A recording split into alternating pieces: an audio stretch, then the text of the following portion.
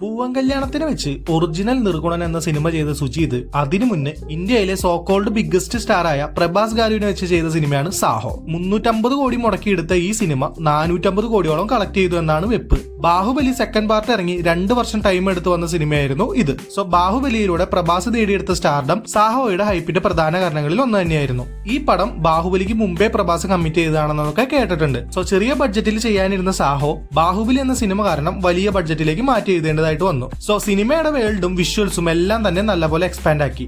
പക്ഷെ എന്തൊക്കെ ചെയ്തിട്ട് ഒരു മെന വരണില്ലല്ലോ സുജിത്ത് എന്ന അവസ്ഥയായിരുന്നു സിനിമയ്ക്ക്. ഒരു കിടിലൻ സ്റ്റോറി ലൈനും വേൾഡും ഒക്കെ ഉണ്ടെങ്കിലും പടത്തിന്റെ ചില ഫാക്ടേഴ്സ് ഈ പടത്തിന്റെ മിക്സഡ് റിവ്യൂസിന് കാരണമായിട്ട് മാറി.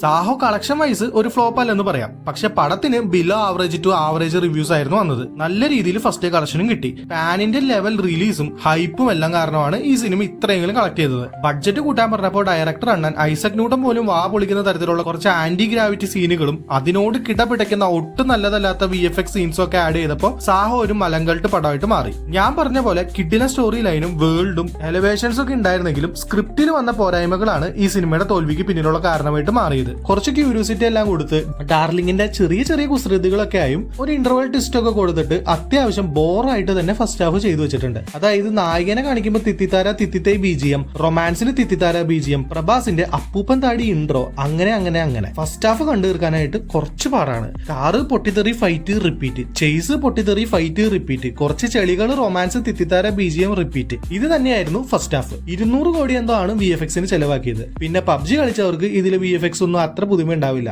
ഇടയ്ക്കുള്ള ചെറിയ ചെറിയ പ്ലോട്ട് ട്വിസ്റ്റും ഇന്റർവെല്ലിലെ വലിയ ട്വിസ്റ്റും പലവർക്കും വർക്കായില്ല. കാരണം ഈ ട്വിസ്റ്റുകളൊക്കെ ഓൾറെഡി പ്രെഡിക്റ്റബിൾ ആയിരുന്നു. ബാഹുബലിയിലെ കുറച്ച് സീൻസ് ഒക്കെ ഇൻസ്പയർഡ് ആയിട്ട് ഇതിലും എടുത്തു വെച്ചിട്ടുണ്ട്. സെക്കൻഡ് ഹാഫിലേക്ക് എത്തുമ്പോഴാണ് ഈ സിനിമ കുറച്ചെങ്കിലും വാച്ചബിൾ ആവുന്നത്. ക്ലൈമാക്സ് ഫൈറ്റ് ഒക്കെ നൈസ് ആയിരുന്നു. കാലകേയരെ പോലെ കുറെ ടീംസ് ഒക്കെ വരുന്നുണ്ട്. 4-5 കഥകൾ അവിയൽ പരുവത്തിലാക്കി കുത്തിക്കയറ്റിയാണ് ഈ പടം എഴുതിയിരിക്കുന്നത്. Lot of content. അതുകൊണ്ട് തന്നെ മനസ്സിലാക്കി എടുക്കാനായിട്ട് പ്രേക്ഷകർക്ക് കുറച്ച് പാടാണ്. എന്നാൽ അതൊരിക്കലും പ്രേക്ഷകരുടെ പ്രശ്നമല്ല, മറിച്ച് ഡയറക്ടറുടെ ആണ്. കാരണം സുജീതിനെ പുള്ളി എന്താണ് ഉദ്ദേശിക്കുന്നതെന്ന് വ്യക്തമാക്കി തരാനായിട്ട് കഴിഞ്ഞില്ലെന്ന് പറയാം. അതാണ് ഈ കൺഫ്യൂഷൻസിന്റെ ഒക്കെ കാരണം. സുജീത് എന്ന ഡയറക്ടറുടെ പരിചയക്കുറവ് ഈ സിനിമയിൽ ഉടനീളം കാണാം. അത് സ്റ്റോറി ടെല്ലിംഗിലും ഡയറക്ഷനിലും ഒക്കെ മുഴച്ചു നിൽക്കുന്നുണ്ട്. പ്രഭാസിന്റെ വൺ മാൻ ഷോ എന്ന രീതിയിലാണ് പടമെങ്കിലും പ്രഭാസ് ഉൾപ്പെടെ അഭിനയിച്ച പലരുടെയും അഭിനയം പക്ക ശോകമായിരുന്നു. കുറെ സീൻസിലൊക്കെ പ്രഭാസ് എക്സ്പ്രഷൻ വരുത്താതെ എന്തൊക്കെയോ തമാശകൾ പറയുന്നുണ്ടായിരുന്നു. ഇതിലെ പലർക്കും ആ കോസ്റ്റ്യൂംസ് ഒന്നും ഒരു ചേർച്ചയില്ലായിരുന്നു. പ്രഭാസിനെ സിനിമയിലുടനീളം ജാക്കറ്റ് ഇടിപ്പിച്ച് ഒരുമാതിരി ബംഗാളികൾ കൊണ്ടുവന്ന പോലെയാണ് സ്ക്രീനിൽ കൊണ്ടുനിർത്തിയത്. ബാഹുബലിയുടെ കുറെ സൈഡ് എഫക്ട്സ് നല്ല പോലെ അങ്ങേരുടെ ശരീരത്തിൽ ഉണ്ടായിരുന്നു. ഇങ്ങേർക്ക് ബോഡി ഉണ്ടാക്കാൻ തന്നെ VFX ആര് നല്ല പോലെ പണിയെടുത്തിട്ടുണ്ട്. അതും ഒറ്റ നോട്ടത്തിൽ തന്നെ 6 പാക്ക് VFX ആണെന്ന് മനസ്സിലാവും വിധം വളരെ മനോഹരമായിട്ട് VFX ചെയ്തു വെച്ചിട്ടുണ്ട്. കുറെ ബോളിവുഡ് ആക്ടേഴ്സിനെ കൊണ്ടുവന്ന് അഭിനയിപ്പിച്ചതുകൊണ്ട് ഒറ്റ നോട്ടത്തിൽ ഒരു ബോളിവുഡ് പടം കാണുന്ന ഫീൽ ആയിരുന്നു ഇതിന്. സാഹോയുടെ മെയിൻ BGM ഒഴിച്ച് മ്യൂസിക് ഡിപ്പാർട്ട്മെന്റിൽ ഗിബ്രാനും ഫ്ലോപ്പ് ആയിരുന്നു. എനിക്ക് തോന്നുന്നു BGMs നല്ലതായിരുന്നെങ്കിലും അതിന്റെ പ്ലേസ്മെന്റ്സ് പാളിപ്പോയെന്ന് പറയാം. വെടിവെപ്പിന്റെ ഇടയിൽ ഗോൾഡ് ഫിഷ് റെസ്ക്യൂ ഒക്കെ കണ്ട അടമവനെ ഇതാണല്ലോ ഇപ്പൊ വലിയ കാര്യം എന്ന് തോന്നിപ്പോ. മിഷൻ ഇമ്പോസിബിൾ ഒക്കെ പോലെ ഹോളിവുഡ് ലെവലിൽ എടുക്കാൻ നോക്കി പാളിപ്പോയ പടമാണ് സാഹോ. ഇന്ത്യ കണ്ട ഏറ്റവും വലിയ ആക്ഷൻ പടം എന്നൊക്കെ പറഞ്ഞിട്ട് പ്രൊമോട്ട് ചെയ്ത് ഹൈപ്പൊക്കെ കയറ്റി വെച്ചു. ഇതിന്റെ ടീസറും ട്രെയിലറും ഒക്കെ വൻ പരിപാടിയായിരുന്നു. അടിപൊളി കട്ട്സും പരിപാടികളൊക്കെ ആയിരുന്നു. സോ ആളുകൾക്ക് തിയേറ്ററിലേക്ക് കയറാനായിട്ട് അതികൂടുതലൊന്നും വേണ്ടായിരുന്നു. പോരാത്തതിന് പ്രഭാസ് ആഫ്റ്റർ ബാഹുബലി എന്ന ടാഗ്ലൈനും. ഇതിലെ ചില സീൻസ് കണ്ടാൽ അറിയാം ഏതോ സ്റ്റുഡിയോന്റെ ഉള്ളിൽ ഗ്രീൻ സ്ക്രീൻ ഇട്ട് എടുത്തതാണെന്ന്. അത്രയ്ക്ക് ആർട്ടിഫിഷ്യാലിറ്റി VFXൽ ഉണ്ടായിരുന്നു.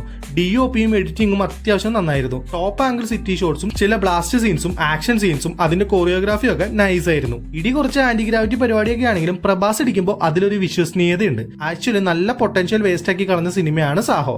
OG ഇറങ്ങിയതിനു ശേഷം പലരും സാഹോയെ പിടിച്ച് കൾട്ടാക്കുന്നതും ഓഡിയൻസ് ആണ് സാഹോ പൊട്ടിച്ചു കൊടുത്തതെന്നൊക്കെ പറഞ്ഞിട്ട് ഇപ്പൊ രംഗത്തേക്ക് വരുന്നുണ്ട്. ആ അഭിപ്രായത്തിനോട് ഞാൻ യോജിക്കുന്നില്ല. ഡയറക്ടറുടെ വിഷൻ പ്രോപ്പർ ആയിട്ട് സിനിമയിൽ കാണിക്കാൻ പറ്റാത്തതിന്റെ പ്രശ്നം തന്നെയാണ് സാഹോയിലുള്ളത്. അതിന് ഓഡിയൻസിനെ പറഞ്ഞിട്ട് ഒരു കാര്യമില്ല. എന്റെ അഭിപ്രായത്തിൽ സാഹോയേക്കാൾ ബെസ്റ്റ് വർക്ക് OG തന്നെയാണ്. അതിലൊരു സംശയവും ഇല്ല. പക്ഷെ OGയുടെ പ്രശ്നം പൂവനാണ്. പൂവിന് പകരം പ്രഭാസ് ആയിരുന്നാലും പൊളിച്ചാന. സ്റ്റോറി ടെല്ലിംഗ് ആയാലും എലിവേഷൻ ആയാലും OGയുടെ 7 അയലത്ത് സാഹോ വരില്ല. ഇനി സാഹോയെ കളട്ടാക്കാൻ വരുന്നവർക്ക് ഈ വീഡിയോ അയച്ചു കൊടുക്കുക. സാഹോ ആണോ OG ആണോ ബെസ്റ്റ് എന്ന് നിങ്ങൾ കമന്റ് ചെയ്യുക. അപ്പൊ നെക്സ്റ്റ് വീഡിയോ ആയിട്ട് കാണുന്നവരെ ബൈ ഗൈസ്.